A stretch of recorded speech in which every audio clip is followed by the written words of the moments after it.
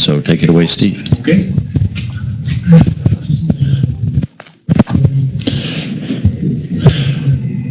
Okay, so in the past years, a key criteria for trying to figure out which are the best events or which ones I think might be the most interesting events in North America, a key criteria has been the statistics.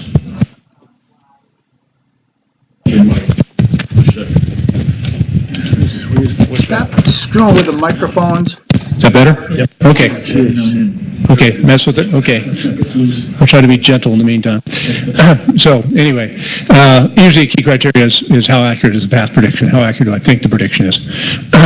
Just looking at the statistics, and in the past that's been a pretty key criteria, but and it will still continue to be an interesting criteria, but with the inclusion now of the Gaia star catalog, there's many, many events that have pretty good statistics. So for this purpose, I've picked ones that had good statistics, but also relatively bright stars. There's just a ton of good events in a way now, but these are the ones that are, I think, maybe ninth magnitude or brighter. And I may have thrown in one dimmer one primarily because it's an interesting object and it has good statistics, and so it would be a good one for people to try to observe. So go ahead.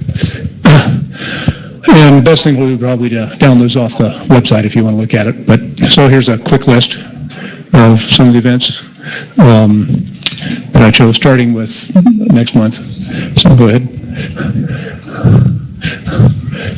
I kind of blew through these. NISA down the East Coast into Texas, Eastern Canada, 9.4 magnitude star, good statistics you can see. There you go, Richard. Okay, next one. Magnitude 9 star down the West Coast. Again, the other criteria I have used, I've kind of had in mind maybe weather prospects as well. If it's going over some area that's in the wintertime, it doesn't look like it's probably going to be weather prospects, so I'm not calling it a good event. But it might still be a good event for you if you're there. But so another good event here, 9th magnitude star, good statistics, down the West Coast, including Southern California. Okay, next. Another one in November, Florida, primarily, 8.7 magnitude star. Good statistics, reasonably long, 7 seconds. Next one.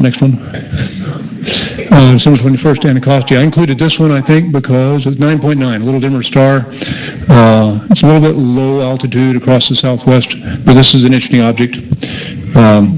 There's some objects which have been, this one I think is interesting because potential light curve, interesting. It has some interesting light curve statistics, so people seem to think that would be an interesting object to get a shape on. So, next. Moving into 2018, I think next, probably. February. 9.2 magnitude star, big asteroid. It is February. It's probably going to be cold in Canada, but I put this one in there anyway. Yep, they need some good events too. All right, next one. Steve, just an aside, did you give any preference to Kepler-2 stars? No, I didn't particularly. There's a ton of those, but I did not actually. I've not added that to my setup yet. I mean, they're in there. They'll get flagged when there are Kepler-2 stars on the occult chart, so you would know. But I didn't use that as a criteria.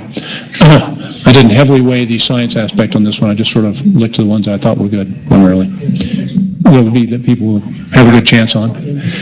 So down the middle of the country in March, reasonable weather prospects, 9.4 magnitude star, good statistics again.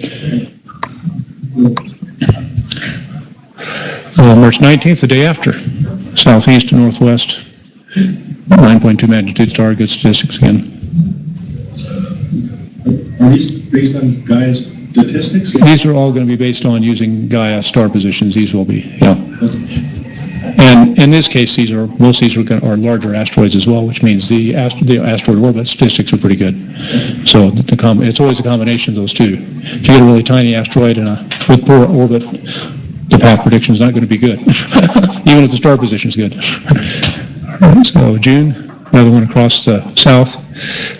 Looks like a little bit twilight in Florida, so primarily South Texas would be the best spot. 8.9 magnitude star. Okay. July, mid-July, so Southern California up to Wisconsin, 9.3 magnitude star. Good statistics again.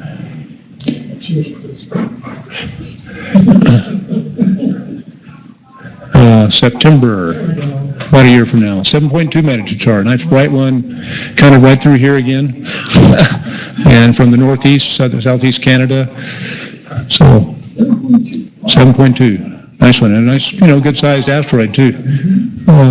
Almost a naked eye, man. Yeah, yeah, that'd be fun again. Okay, next. October 2nd. Actually, I've got other ideas for the meeting. Yeah. So, middle of the country in October, 9.8 magnitude star, a little dim, but I included it anyway. Next.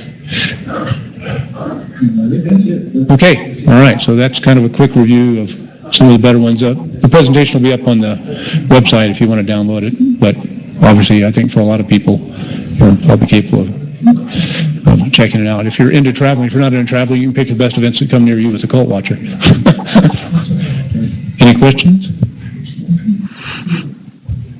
Okay, cool. All right, yeah. I'll get two speakers there. How soon are we getting DR2 data? When will that come out? I think it's 2018, I think. Yeah, not too long. Try not to think about it. I think Dave Harold's next talk is on that. And one of the more interesting things